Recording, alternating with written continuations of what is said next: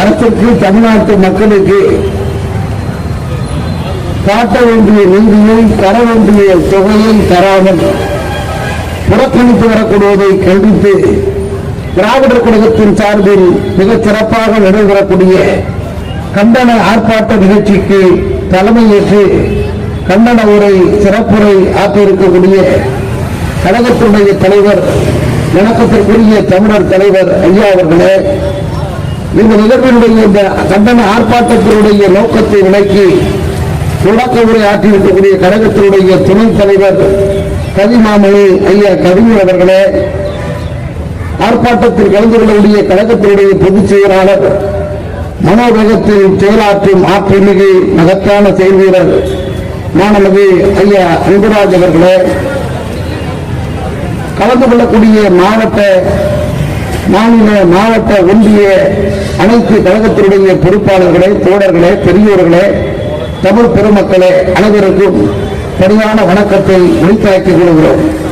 அருமை பெரியோர்களே, இன்றைய தினம் சென்னை மாநகரில் திராவிடர் கழகத்தின் சார்பில் கண்டன ஆர்ப்பாட்டம் நடைபெறுகிறது. திராவிடர் கழகம் அரசியல் கட்சி அல்ல.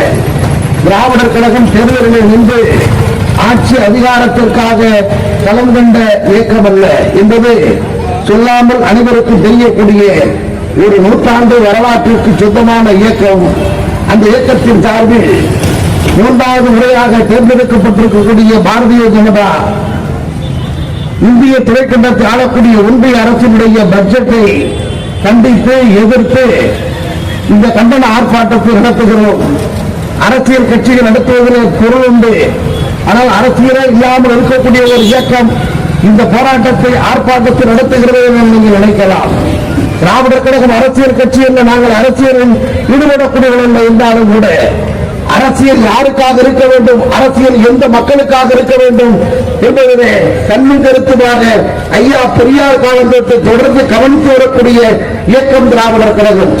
அந்த வகையில் தான் நாட்டுக்கே பொதுவாக இருக்க வேண்டிய, இந்திய ஒன்றியத்திற்கே பொதுவாக இருக்க வேண்டிய ஒரு ஒன்றிய அரசாங்கம் இன்றைக்கு தமிழ்நாடு மாநிலத்தை புறக்கணிக்கிறது.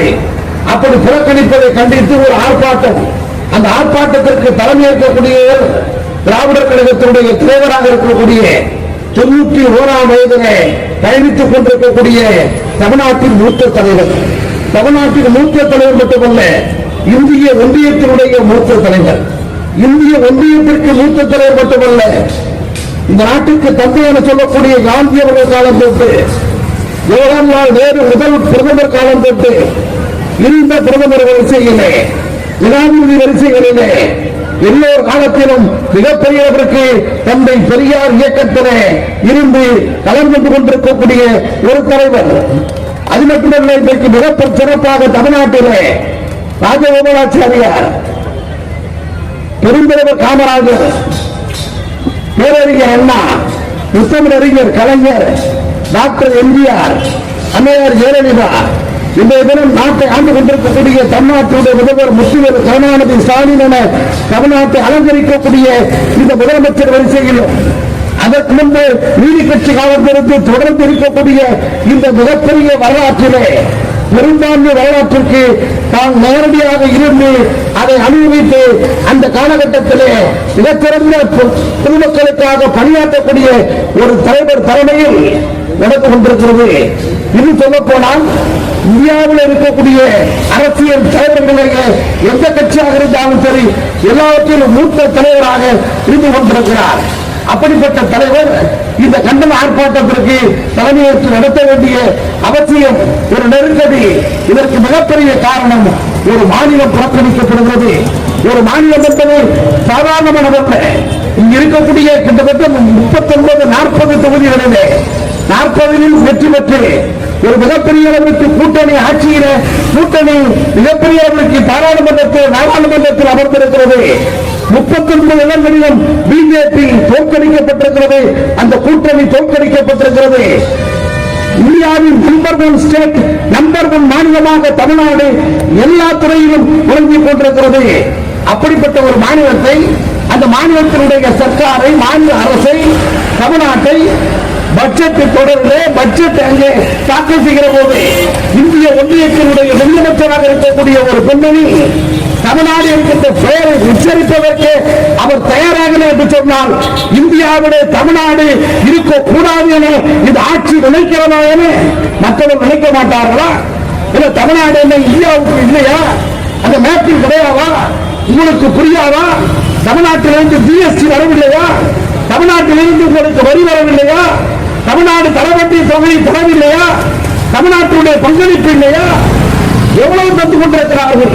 சீனா போதெடுத்த காலத்திலிருந்து மிகப்பெரிய அளவுக்கு தந்து கொண்டிருக்கிறது. பிறகு அண்ணாவின் காலத்திலிருந்து தொடர்ந்து தந்து கொண்டிருக்கிறது. எந்த வகையில் தமிழ்நாடு இழைத்து போயிருக்கிறது? ஏதாவது பிரச்சனை உண்டா? என்னுடைய கவிஞர்கள் சொன்னார்கள், பிரிவினை என்ற சொன்னீர்களே, யார் பிரிவினைவாதி? யார் பிரிவினையை சொல்வது? இந்தியாவில் இருந்து தமிழ்நாட்டை பிரித்து சொல்வது யார்? பட்ஜெட்டை தாக்கல் செய்த நிதி மந்திரி அல்லவா? தமிழ்நாடு பெயரை உச்சரிக்க நீங்கள் ஏன் பயப்படுகிறீர்கள்? ஏன் புறக்கணிக்கிறீர்கள்? தமிழ்நாட்டுக்கு தர வேண்டிய நிதி என்ன பிச்சை கேட்கிறோமா?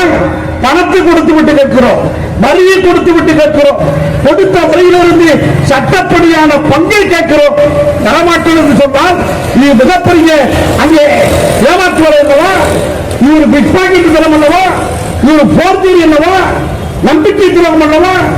ஒரு சீட்டு கம்பெனி பணத்தை வாங்கி வைத்துக் கொண்டு அவர் ஓடி போய்விட்டால் அவரை போலீஸ் தேடுவது. ஆனால் ஒரு மாநிலத்தினுடைய பணத்தை வாங்கி வைத்துக் கொண்டு தரமாட்டேன் என்று அரசு சொல்கிறது. இவர்களை எப்படி தேடுவது? யார் கேட்பது? என்ன நியாயம்? உங்களுக்கு ஒரு நியாயம், திருடனுக்கு ஒரு நியாயமா? தம்பி பெரியார் சொன்னார், தாடிக்கு ஒரு சியாக்கை, தலைக்கு ஒரு சியாக்கை என்று கேட்டாரு. பேரிடர் நிதி, வெள்ள நிதி ஒரு பணமும் தேவையாதா? மெட்ரோ ரயில் திட்டத்திற்கு செலவழித்த தொகை நம்முடைய முதல்வர் சொல்கிறார், நாங்கள் செலவழித்த தொகையை தாருங்கள் என்று சொல்கிறார். பணமில்லை என்று சொன்னால் என்ன அர்த்தம்? பணம் எதுக்கு பணத்தை வாங்கின பணத்தை கொடுக்கணுமா இல்லையா? தின்னவன் கக்கணுமா இல்லையா? கொடுத்தவன் கொடுக்கணுமா இல்லையா? பெற்றவன் தர வேண்டுமா இல்லையா? இல்லை என்று சொல்ல போது தமிழ்நாடு அரசு கோரிக்கை வைக்கிறது, சட்டப்படி சந்திக்கிறது. தமிழ்நாடு முதலமைச்சர் அந்த பணியை செய்கிறார். ஆனால் நம்முடைய தலைவர், தமிழர் தலைவர், தந்தை பெரியார் சொந்த தலைவர், தந்தை பெரியார் தலைவர் இந்த இனத்தையும் இயக்கத்தையும் காக்கும் தலைவர் தமிழ்நாட்டை காப்பதற்கு களத்திற்கு வந்திருக்கிறார், தெரிவித்து வந்திருக்கிறார், கண்டன ஆர்ப்பாட்டத்திற்கு தலைமையேற்கிறார். இந்திய ஒன்றிய அரசு தமிழ்நாட்டை புறக்கணிக்காது. ஓரவஞ்சனை அகற்றுவது மட்டுமல்ல, ஓரவஞ்சனை என்றால் ஒன்று செஞ்சுட்டு என்று ஒதுக்கிறது. இங்கே பேச்சுக்காடு இல்லை.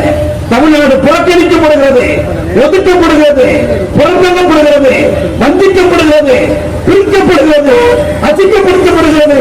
மானமடக்க செய்கிறார்கள் தமிழ்நாட்டை என்று சொன்னால், தமிழர்கள் சிலைகளுக்கு செய்கிறார்கள் என்று சொன்னால் பாதமுகத்த வேண்டும், நிதி பெற வேண்டும், உரிமை பெற வேண்டும், தமிழ்நாட்டின் மானத்தை காக்க வேண்டும் என தந்தை பெரியார் கொண்ட தலைவர், தந்தை பெரியாருக்கு பின் தமிழர் தலைவர், தந்தை பெரியாருக்கு பின் இந்த இயக்கத்தையும் இனத்தை காக்கும் தலைவர் களத்திற்கு வந்திருக்கிறார். தலைமையேற்று ஆர்ப்பாட்டம் நடக்கிறது. ஆளுகின்ற ஆட்சி அசைக்கப்படும், ஆளுகின்ற ஆட்சி திருப்பி அனுப்பப்படும். அதுவரை ஓயமாற்றம் என்று சொல்லி விடைபெறுகிறேன். நன்றி.